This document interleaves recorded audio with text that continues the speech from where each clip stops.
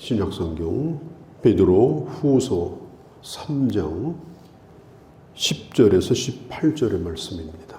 본문도 마찬가지고 또 예수님께서도 하신 말씀 가운데 우리 주님이 오실 때는 도둑같이 오실 것이다, 그렇게 말하고 있습니다.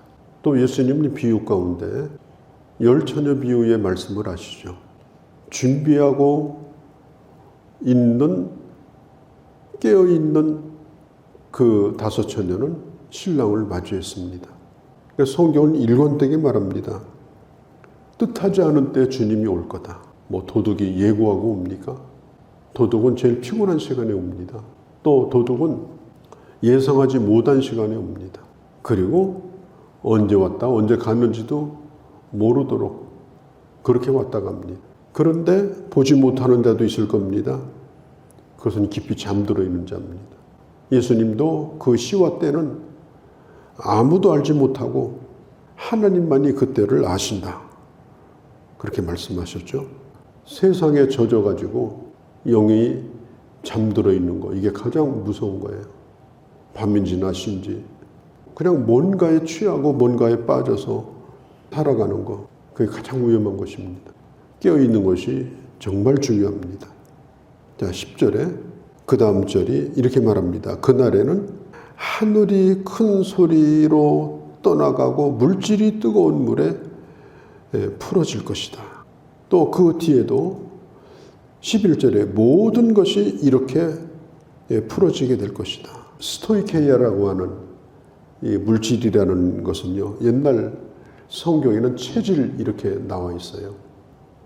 이건 뭐냐면은 쉽게 말하면 원소, 분자 이런 뜻입니다. 뭐든지 형태를 이루고 있는 것. 그러니까 분자, 원소가 모여서 형태를 이루잖아요. 고체도 그렇고 액체도 그렇고 식물도 그렇고 동물도 그렇고 사람도 그렇고 이 세상에 존재하는 그 모든 것, 그게 물질이라는 말이에요. 그런데 이 모든 것이 결국은 다 불에 타 없어질 때가 올 것이다. 그리고 그 실체가 드러나게 될 것이다. 뭔가를 덮고 있고 숨기고 있고 그렇게 하는 모든 것들이 다 타서 그 본체가 드러나게 될 것이다. 인간도 그렇게 될 것이다. 숨겨진 물질들이 다 타 없어져 버리고 그 사람의 실체, 그 사람의 본질이 드러나게 될 것이다. 또 요한계시록 16장에 보면은 그때에 이제 7 대접 심판이 나와요. 7 대접. 그 가운데 마지막 7 대접의 심판 가운데 보면은 그때는 이 바벨론 성이 무너지고 이 세상이 완전히 다 무너져 버리고 그 다음에 맹렬한 진노의 잔을 받을 것이다. 진노의 잔을 받게 될 것이다. 그리고 각 섬도 산악도 간데 없더라. 눈앞에서 사라져버리는 거예요. 우리도 물질적인 존재입니다. 인간은 영적인 존재이면서도 물질로 이루어진 물질적 존재예요. 우리는 뭐든지 숨기고 살고, 그리고 이 존재 안에, 물질적인 존재 안에 내 영이 존재하고 내가 존재합니다. 물질은 사라질 때가 있어요. 그러나 영은 존재합니다. 또 나라고 하는 것도 끝까지 존재합니다. 결국은 우리 주님 오실 때에 내 자신은 숨길 수 없는 자로 결국은 서게 될 것이다. 단 한 가지도 숨길 수 없는 자로. 그리고 그 드러난 것에 따라서 하나님 앞에 우리 삶은 평가를 받게 될 것이다 하는 겁니다. 심판을 받게 될 것이다. 그 심판 앞에 물질적인 세계가 사라져버리고 이제는 영적인 것만 평가를 받는 그런 때가 올 것이다. 정말 두려운 일이 아닐 수가 없죠. 11절에 보면 풀어질 것이다. 다 11절에 누가 없어질 것이다. 그러면 이런 말씀 앞에서 11절에 보면 우리는 어떤 사람이 되어야 마땅한가? 이것은 얼마나 소유하느냐, 얼마나 갖느냐, 뭐 누리느냐, 내가 물질적으로 뭘 쌓아두었느냐. 지금 그걸 묻는 것이 아니에요. 세상이 이렇게 될 때 주님이 도둑같이 오시며 이 세상에 이런 어마어마한 일이 벌어질 때 그러면 너는 어떤 사람으로 서겠느냐? 녹아질 것들만 잔뜩 가지고 포장을 하고 살고 그걸 쌓아놓고 살고 그렇게 해서 그게 다 녹아 없어지면 너의 남은 것이 뭐가 되겠느냐? 그때에 너는 어떤 사람이겠느냐? 지금 이걸 묻는 거예요. 그리고 어떤 사람이 되어야 할지를 말하는 것이 아니라 어떤 사람이 되라고 명령합니다. 그것이 뭐예요? 11절에 거룩한 행실과 경건함으로 그 날이 임하기를 바라고 그 다음에 간절히 사모해라. 이건 명령하는 거예요. 그렇게 되었으면 좋겠다. 될 수 있으면 그렇게 되도록 해라. 그런 뜻이 아니에요.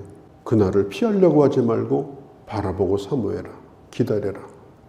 어떻게 기다리느냐? 거룩한 행실과 경건함으로 기다리라. 우리가 첫 번째 편지인 베드로전서 1장에 보면 이 나그네에 대해서 나오면서 나그네의 삶은 어떻게 살아야 되느냐? 나그네일지라도 거룩하게 살아야 된다. 그냥 뜨내기처럼 돌아다니면서 자기 멋대로 살지 말고 거룩하게 살아야 된다. 거룩한 생활 방식, 거룩한 성품, 그리고 거룩한 삶을 살아야 된다. 베드로 전서도 그걸 강조하고요. 베드로 후서도 그걸 강조합니다. 특별히 여기 보면은 경건함으로 11절에 경건함으로 이 경건이라는 말이 유세베이아라는 말이에요. 헬라어로 유세베이아. 이 유라는 말이 예배라는 뜻이에요. 베이아라는 말은 바르다 그런 뜻이에요. 그러니까 경건의 기초가 뭐냐? 바른 예배다. 경건을 이루는 데 있어서 아주 기본적인 그 틀을 만드는데 그 기본이 바로 바른 예배를 드리는 것입니다. 바른 예배 혹은 좋은 예배, 그게 바로 경건이에요. 하나님 앞에 온전한 예배를 드리는 거예요. 뭐 경건하다는 말은 무겁다, 엄숙하다 이런 뜻이 아니고요. 아주 종교적인 그런 단어가 아니고 하나님 앞에 서서 온 인격을 다하여 드리는 예배. 하나님에 대한 두려움도 있지만 기쁨도 넘치는, 감격도 넘치는, 감사와 은혜가 충만한 그런 예배. 그 예배가 있어야, 바른 예배가 있어야 경건이 되어진다. 오늘 우리가 살고 있는 이 시대가 이렇게 어려운 때를 맞고 있는데 이 경건이 허물어지기 쉬운 위험을 우리는 지금 안고 살고 있습니다. 그러니까 어쩔 수 없는 이런 상황이 있다 할지라도 우리는 예배의 경건함, 어떻게 하든지 온전한 예배, 그것이 집에서 드려지든 현장에서 드려지는 예배이건 간에 그리고 하나님 앞에 나와 예배 드릴 것을 사모하면서 우리가 자기 경건을 지키는 것, 이게 오늘 이 시대에 아주 중요합니다. 왜?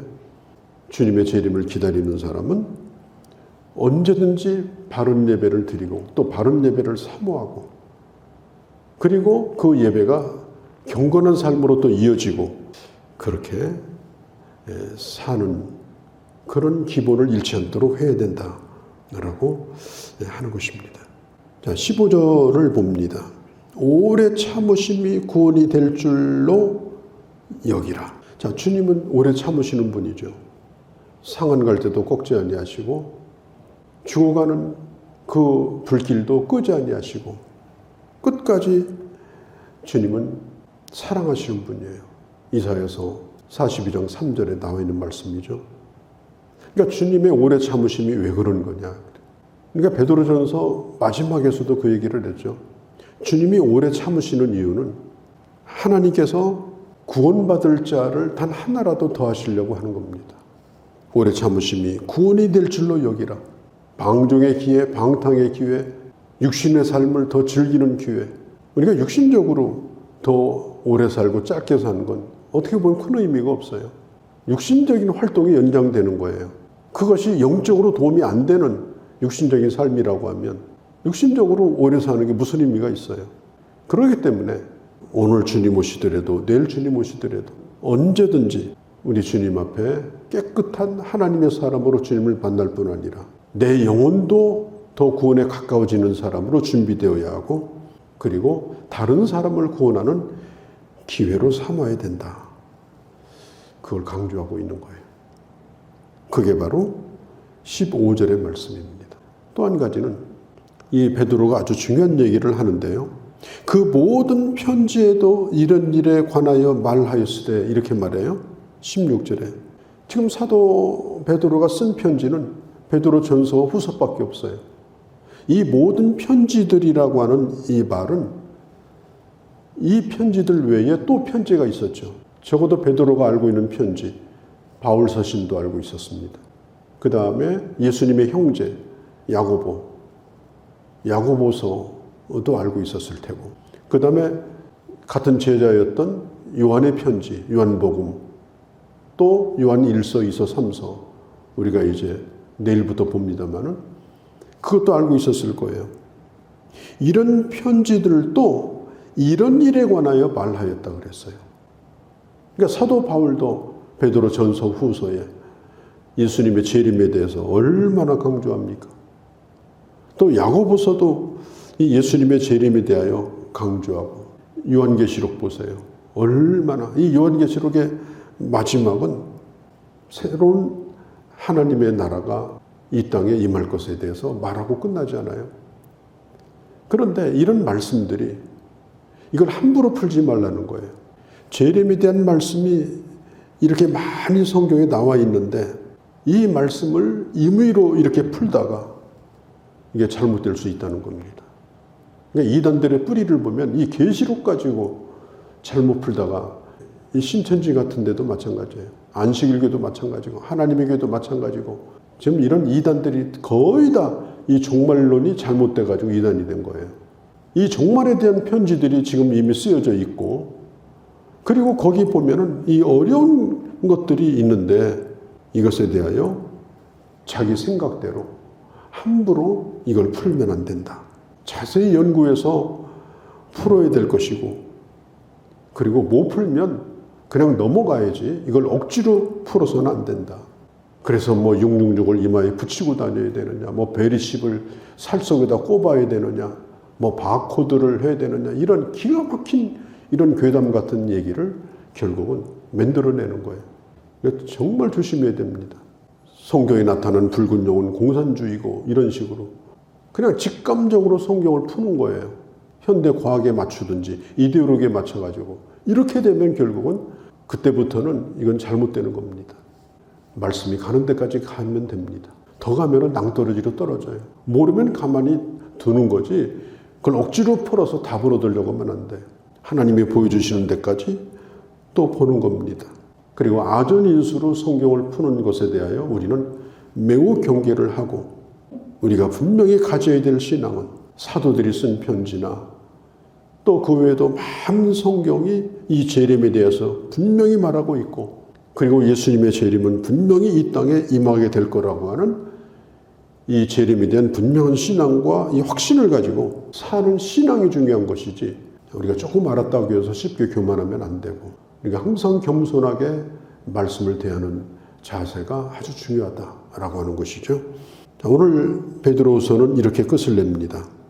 오직 우리 주 곧 구주 예수 그리스도의 은혜와 그를 아는 지식에서 자라가라. 영광이 이제와 영원한 날까지 그에게 있을지어다. 거룩하신 우리 아버지, 하나님의 은혜 가운데 이 한 해를 베드로 후서를 묵상하며 마무리할 수 있도록 은혜를 주심을 감사합니다. 천년이 하루 같은 하나님의 시간 속에서 2020년도도 마무리를 하게 됩니다. 하나님은 또 우리에게 새해를 주십니다. 이것은 더 구원받을 자가 있고 내가 육신이 이 땅에 살아있으므로 더 거룩해져 가야 될 하나님의 간절한 소망이 우리에게 있음을 알고, 아버지 하나님 더욱더 경건과 거룩을 따라 걸어가는 저희가 되게 하여 주옵소서. 오늘 하루도 주께 의탁합니다. 우리 주 예수님의 이름으로 기도하옵나이다. 아멘.